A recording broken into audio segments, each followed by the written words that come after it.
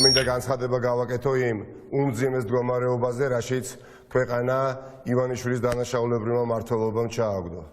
და ბოლომდე გაღწნეს და მოდით სიმართლე ვთქვათ, ბევრი გაუხრწნელი ადამიანის გაღწნეს. გაანადგურეს ქვეყნის ყველა ინსტიტუცია და არ დატოვეს არავინ. მიუხედავად პოლიტიკური შეხედულებებისა და არ დატოვეს არაფერი, ვისაც არ უსმენენ და არ უთვალთვალებენ. და შემდეგ აი ამ ყველაფრით არ აშანტაჟებენ და არ აშინებენ.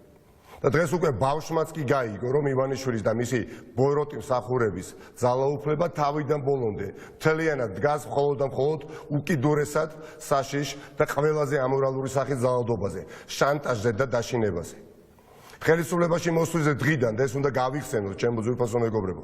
ივანიშვილის ერთადერთი ამოცანა იყო ქვეყნის მთლიანად დაპატრონება და ამ გზაზე ყველა ავტორიტეტის განადგურება, რომელიც მის ძალაუფლებას, კონკურენციას შეუქმნიდა და ბევრი ავტორიტეტი ამ გზაზე დღეს უკვე განადგურებული წყავს, ესეც სიმართლეა. და აი ამ ხრივ იმ თავითვე განსაკუთრებულად აგრესიული იყო მისი დამოკიდებულება ქართული მართლმადიდებელი ეკლესიის მიმართ, რომელიც წლების განმავლობაში ყველა გამოკითხვით ყველაზე სანდო ინსტიტუცია იყო ქვეყანაში და ყველაზე მაღალი ავტორიტეტით სარგებლობდა.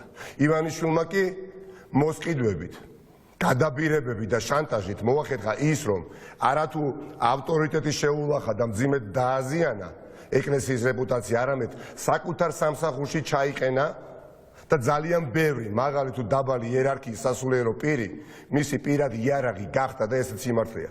მათ შორის პოლიტიკური ოპონენტების და დემოკრატიული მედიის წინააღმდეგ ბრძოლაში. მაგრამ ის რაც ბოლო დღეებში ხდება, უკვე ყოველგვარ მასშტაბებს გაცდა.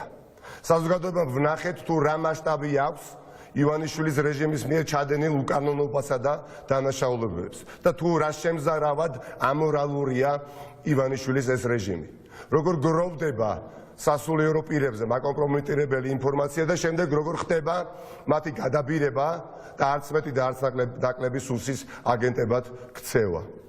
ამასთანავე სამწუხაროდ ამ მასალებში ჩვენ ვნახეთ ცნობები, ფაქტები სასულიერო პირების მიერ ჩადენილი დანაშაულის შესახებ და ნაცვლად იმისა, რომ ხელისუფლებას დანაშაული აღეკვეთა და დამნაშავე დაესაჯა. ივანიშვილის რეჟიმი დანაშაულზე მოპოვებულ ინფორმაციას იყენებს საკუთარი მანიპულაციებისთვის სასულიერო პირების შანტაჟისა და სათავისოდ გამოყენებაში. და დღეს უკვე გასაკვირი არ არის, თუ რატომ არიან სასულიერო პირები რეჟიმის დაკვეთების შემსრულებლები. და ამავდროულად ნათელი გახდა, როგორი მეთოდების გამოყენებით აიძულებენ მათ ამგვარად მოიქცნენ. ჩემთვის ეს ბრიფინგი ძალიან რთულია, ალბათ ყველაზე რთული რაც კი ჩამიტარებია უკანასკნელი 8 წლის განმავლობაში რაც პოლიტიკაში ვარ. პირადად ეს თითოეული დაშანტაჟებული მღვდლის, ბერის, მონაზონის თუ ეპისკოპოსის პირადი ადამიანური ტრაგედია. დიახ, ეკლესია და სასულიერო პირები მსხვერპლია ივანიშვილის რეჟიმის და ამის გამო ეს რეჟიმი მძიმედ და სამაგალითოდ უნდა დაისაჯოს. დაისაჯოს იმ სისასტიკისთვის, რისი ანალოგი ამ ქვეყანაში არასდროს არც ერთ ვითარებაში არ ყოფილა. წარმომიდგენია მე და წარმოგიდგენიათ თქვენს დარწმუნებული ვარ მორწმუნე, რომელიც იგებს, რომ შესაძლოა მისი მოძღვარი კომპრომატებით გადაბირებული იყოს. აი ეს მოძღვარი, რომელსაც გუშინ აღსარება ჩააბარა. წარმომიდგენიათ და წარმოგიდგენიათ რა მძიმე შეგრძნებაა აღსარების საიდუმლოებაში ეჭვი შეტანა. იმაზე ფიქრი, რომ შენი ყველაზე დაფარულია, შენი ყველაზე ხელშეუხებელი სუსის არქივებში მოხვდა. ძვირფასო საქართველოს მოქალაქეებო, მეგობრებო, ნაცნობებო, უცნობებო, ყველას მიმართავ. მონღოლობის, თურქობის, არაბობის დროსაც კი აღსარების საიდუმლოს ინახავდა სასულიერო პირი. არა აქვს მნიშვნელობა დღეს საეკლესიო ცხოვრებით ცხოვრობ თუ არა. როცა გესმის რა ხდება, ხვდები, რომ ამის იქით უკვე აღარაფერი აღარ არის. ესაა ბოლო წერტილი, კატასტროფის ბოლო ნიშანია. და დიახ, სასტიკად და საჩვენებლად უნდა დაისაჯოს ივანიშვილის რეჟიმი მილიონობით მორწმუნის ამ განსაცდელში ჩაგდებისთვის და მათი რწმენის შერყევის ცდილობისთვის. ჩვენ გისმენთ ყველას, ჩვენ გმართავთ, ღმერთმა ქნას გაიღვიძოთ და დაანგრიოთ ეს სისტემა. ვისი სიტყვებია? ვისი სიტყვებია ეს ხომ ვიცით უკვე, აც გარდაცვლილის. ეს იმ ადამიანის სიტყვებია, ვინც საკუთარი სიცოცხლის ფასად სააშკარაოზე გამოიტანა ეს კოშმარი და ამით ამხილა დამნაშავე სისტემა და ღირსეულად მოიხადა ვალი თითოეული მოქალაქის, ქვეყნისა და მოქალაქეების წინაშე, ვინც ერთდროულად დაგვანახა ივანიშვილის რეჟიმის მიერ ჩადენილი დანაშაულებების მასშტაბი და შემზარავი ამორალურობა.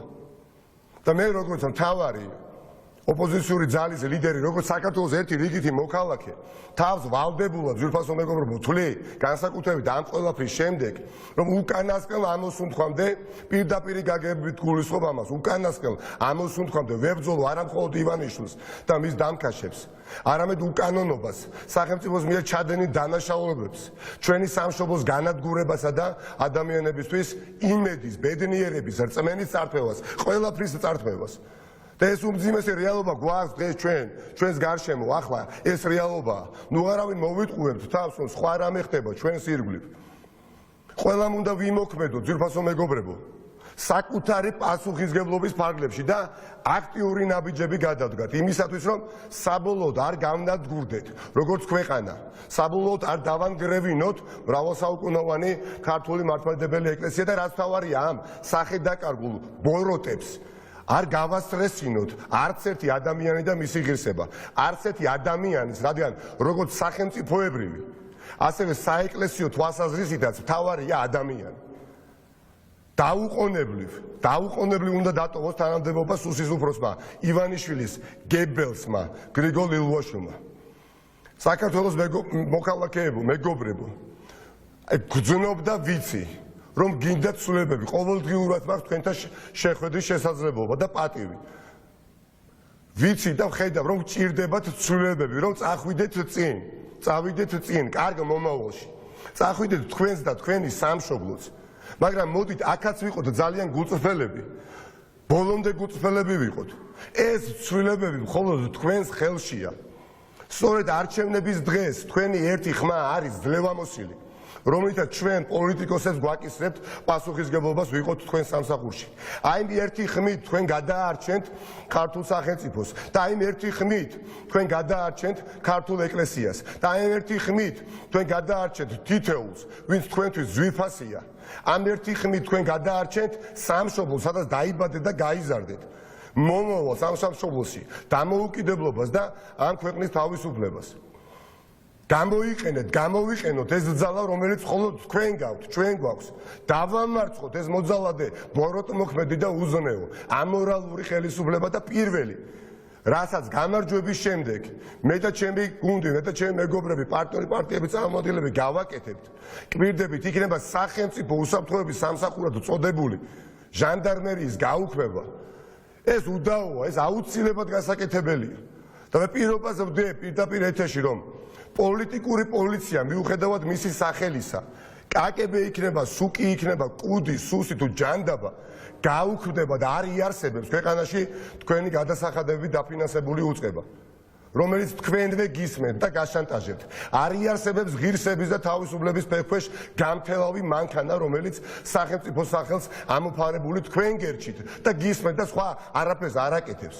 ეს მოხდება, აუცილებლად მოხდება და მე ამ პირობას ვდებ და რადაც არ უნდა დამიჯდეს, ამას მივახცევ მეგობრებთან ერთად. და ამის მთავარი გარანტი ქვეყნის მომავალი კოალიციური მმართველობა იქნება.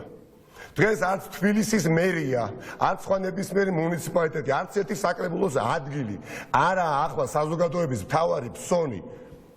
ჩვენ ბევრად მეტი გვაქვს მოსაგები. ჩვენი ქვეყნის ნორმალური მომავალი უნდა მოვიგოთ. ხალხო, არა ნათელი, რაზეა საუბარი, არა დიდი, არა დიადი. აი უბრალოდ ნორმალური მომავალი, სადაც არ ჩაგრავენ, არ გაშანტაჟებენ და ცხოვრებას არ გინგრევენ. და დადგა ეს დრო ისტორიული გარდატეხის მართლაც, არც მეტი და არც ნაკლები. და ამ გარდატეხას მოვახდეთ ერთად. უკან დარჩება ბნელი და გაიმარჯვოს ნათელი. და თუ ვინმე აპირებს შეგუებას იმასთან, რომ მეგობართან საიდუმლო აღარ აქვს, დედას შვილთან საიდუმლო აღარ აქვს, კოლეგასთან საიდუმლო აღარ აქვს, მოძღვარს მორჩილთან საიდუმლო აღარ აქვს და ამას უნდა შევეგუოთ, ჩვენ მაშინ არ ვართ ქართველები. მაშინ ყველაფერი მითი ყოფილა. ვიცი რომ ეს ასე არ არის და ყველანი ერთად 2 ოქტომბერს დავირაზმებით და ამ ბოროტებას, ამ სისაძაგლეს მშვიდად მტკიცეთ, ურყევად და ვაშკაცურად გავცემთ პასუხს.